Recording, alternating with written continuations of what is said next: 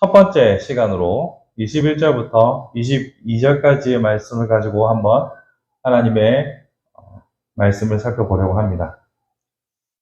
이 단락이 나타나는 위치를 보시면 예수님께서 처음은 아니죠. 산에 올라가셔서 산상수훈이라고 우리가 아는 긴 설교의 이야기가 쭉 이어지는데 처음 팔복을 말씀하시죠. 그리고 그 팔복을 따라서 우리가 하나님의 은총을 입고 복을 받아 하나님의 나라를 살아가는 백성이다라고 선포해 주십니다. 그러면서 예수님께서 우리 그 전에 부활절 전주에 예수님이 율법을 완전하게 하러 오신 분이라는 사실을 밝히시죠. 그러면서 오늘 구체적인 실천사항으로 첫 번째 21절에 살인하지 말라라는 10계명의 제6계명을 가지고서 말씀을 우리에게 해주고 계십니다. 이 본문을 보실 때 이 율법의 위치, 율법의 역할에 대해서 우리는 저번 시간에도 얘기했던 것처럼 완전히 폐기된 것으로 우리가 생각할 수 있지만 사실 율법 원래의 정신으로 되돌아가서 세상의 법칙과 세상적인 방식으로 혹은 그런 태도가 아니라 하나님의 방식으로 살아가는 참 백성의 길을 알려준다고 말씀드렸습니다. 그러면서 이 21절을 말하고 있는데 이 우리가 가져야 할 태도, 우리가 가져야 할 자세, 견지해야 할 그런 심지를 말씀하시는 데 있어서 먼저 10계명에 6계명을 사용하시는 것은 상당히 흥미롭습니다. 그런데 이 6계명을 말씀하실 때 21절을 보시면 단순히 그냥 살인하지 말라, 알고 있지? 라고 하는 것이 아닙니다. 먼저 보시면 옛사람에게 말한 바 살인하지 말라, 이까지는 너희가 들어서 알고 있잖아. 그런데 너희가 들었으나 앞에 말의 부정으로 22절로 넘어갑니다. 나는 너희에게 이르노니. 그러니까 너희들은 살인하지 말라라고 그리고 살인을 하게 되면 심판을 받게 될 것이다라고 배웠지만 나는 여기에 그치지 않고 이것으로 만족하지 않고 더 나아가서 말씀을 전해주고 있는 것을 볼 수 있습니다. 그러면서 22절에서 형제에게 노하는 자 심판받고 형제에게 나가라 욕하는 자는 심판 공회에 잡혀가게 해서 재판을 받게 되고 미련한 놈이라 하는 자는 지옥불에 들어가게 된다라고 말합니다. 그럼 21절과 22절에서 이 살인하지 말라의 온도차는 분명하게 느껴지죠. 즉 21절에 살인하지 말라는 실질적으로 사람을 죽였을 경우에 대해서만 이야기하고 있지만 예수님께서는 거기에 더 나아가서 마음으로 분노하는 것 자체가 이미 살인과 같다라고 말씀하십니다. 그래서 여러분 가지고 있는 성경책을 보시면 21절 위에 이 단락의 제목을 노하지 말라라고 해놓은 것을 보실 수 있을 겁니다. 살인의 문제에서 더 확장하여 마음의 문제까지 들어가게 되는 겁니다. 그런데 여기서 옛사람에게 말한 바에서 우리가 유추할 수 있는 것은 이때 당시에 사람들이 성경을 직접적으로 접근할 수 없으니까 그때 당시에 이런 토라를 제대로 직접적으로 접근할 수 없으니까 생기는 문제가 있구나라는 것을 발견하게 됩니다. 이스라엘 백성들은 남과 북으로 나라가 나눠졌던 역사를 여러분 잘 아실 거예요. 솔로몬 이후로 북이스라엘 남유다로 나눠졌고 북이스라엘 망하고 남쪽 유다가 바벨론의 포로로 갔다가 돌아온 사건이 있었죠.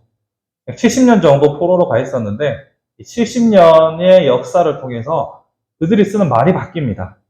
원래는 히브리어를 썼는데 그때부터는 아람어를 써요. 그러니까 성경이 기록된 건 히브리어로 기록되어 있는데 이 사람들이 쓰는 말은 아람어라는 말이죠.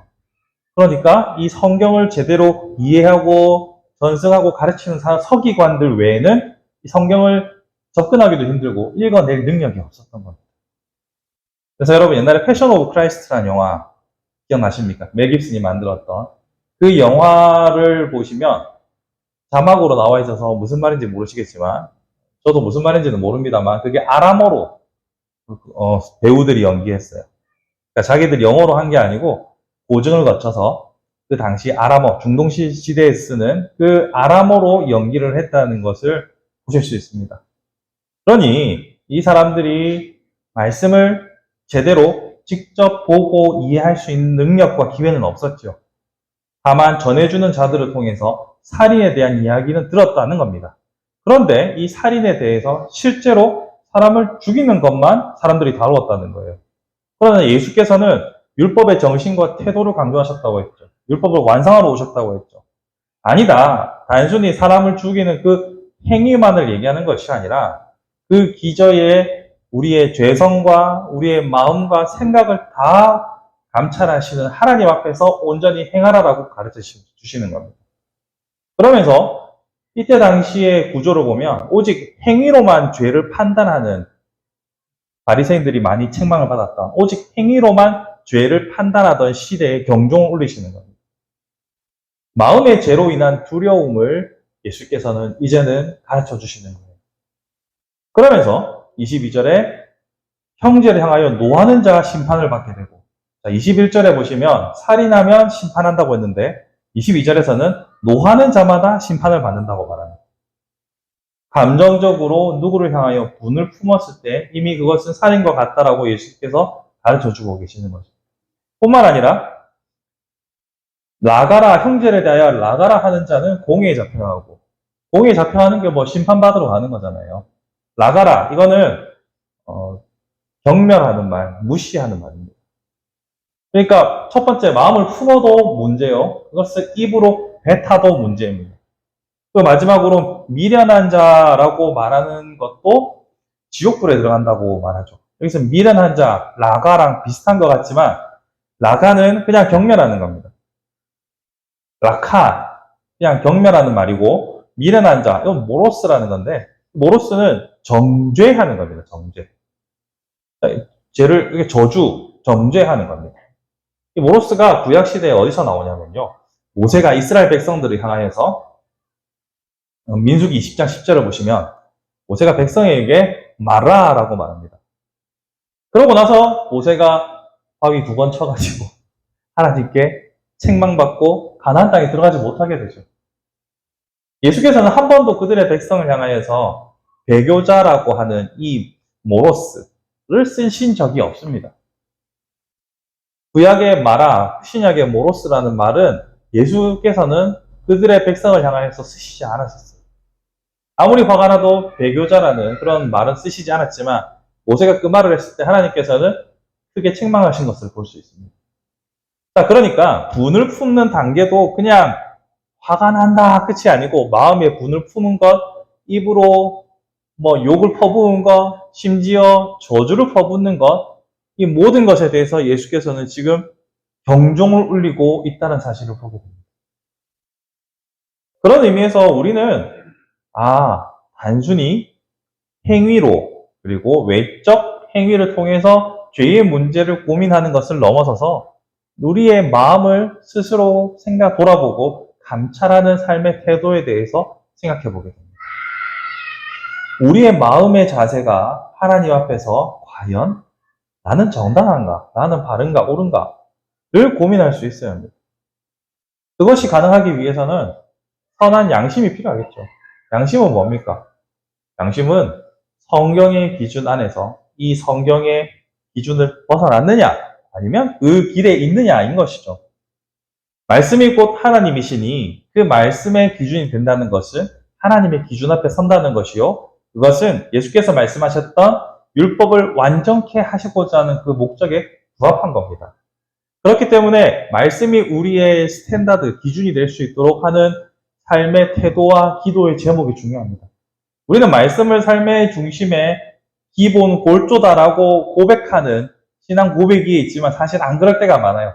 말씀은 그런데, 말씀은 알겠는데, 대표적인 원수를 사랑하는 말.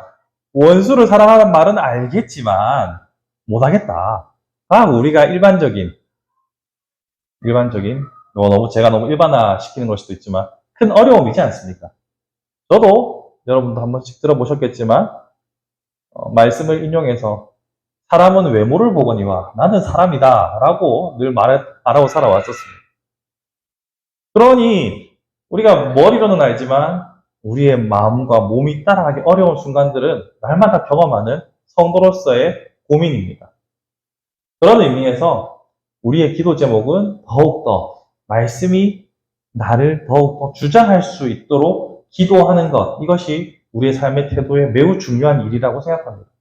또한 아울러서 우리가 기도해야 할 중요한 제목은 아까 제가 말씀을 전해주는 자가, 즉 언어가 막 바뀌고 토라는 아무나 볼 수 없었기 때문에 일반 백성들이 성경을 직접적으로 대면하기 어려운 시절이었다고 말씀드렸잖아요. 그러나 지금은 어떻습니까? 우리가 바로 성경을 볼 수 있고 원하면 더 깊은 연구를 하는 것도 어렵지 않습니다. 자료가 참 많아요.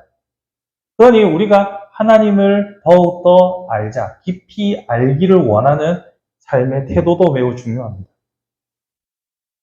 하나님께서 당신의 말씀을 여기에 담아두셨는데 이 말씀을 더욱더 읽고 묵상해야 알고 아는 만큼 행할 수 있고 아는 만큼 고민할 수 있는 겁니다. 아는 만큼 스스로의 기준을 더욱더 바르게 세울 수 있는 것이죠. 그런 의미에서 우리에게 주어진 이 성경을 너무나 감사해야 합니다. 역사를 거슬러 올라가 보면 성경이 번역되는 과정은 참 엄청나게 긴 역사를 가지고 있습니다. 그 중에서 가장 충격적인 사건이 저에게 있어서 개인적으로 뭐였냐면 영국의 윌리엄 틴데일이라고도 하고 틴데일이라고도 하는데 DAL이니까 데일이라고도 하고 들이라고도 해요. 이 사람이 1500년대 사람입니다. 이 사람이 헬라어로 되어 있는 신약 성경을 영어로 번역해 보려다가 화형을 당해 죽습니다. 불경하다는 죄로. 영국 사람들은 자신들의 모국어로 성경을 읽는 데까지 그런 험난한 역사와 과정을 거쳐서 성경이 손에 주어졌습니다.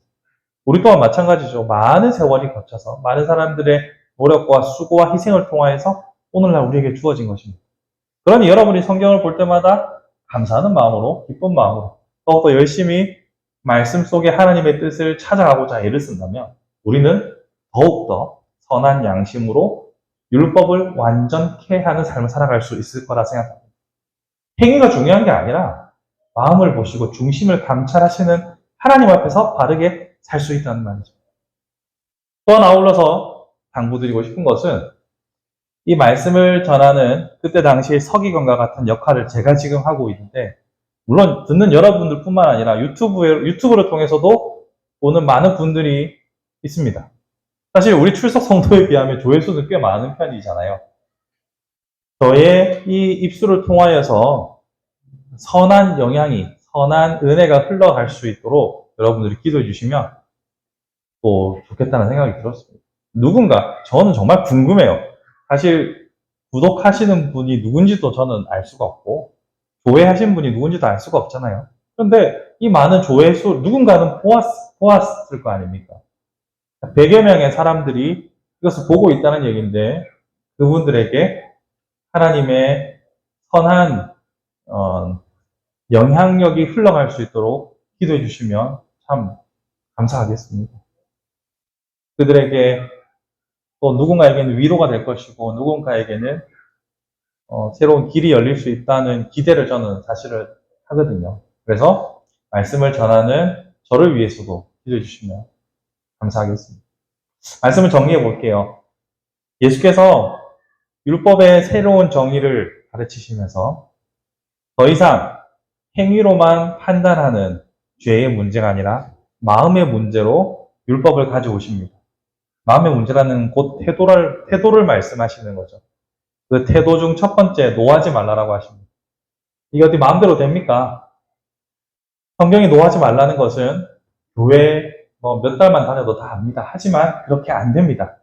그래서 성경이 더욱더 우리에게 체화되고 말씀이 육신이 되어 오신 그분이 바로 우리의 삶에 들어오셔야만 가능한 일입니다. 우리의 능력으로 안 됩니다. 그러기에 더욱더 말씀을 가까이 하며 그 말씀이 우리의 기준이 되기를 기도합시다. 그 말씀이 우리의 삶의 표준이 되고 기준이 되고 태도가 되어서 세월이 지나 어느샌가 말씀 속으로 들어가 있는 우리 자신을 발견할 수 있는 그날이 오기를 우리 주님의 이름으로 간절히 축복합니다.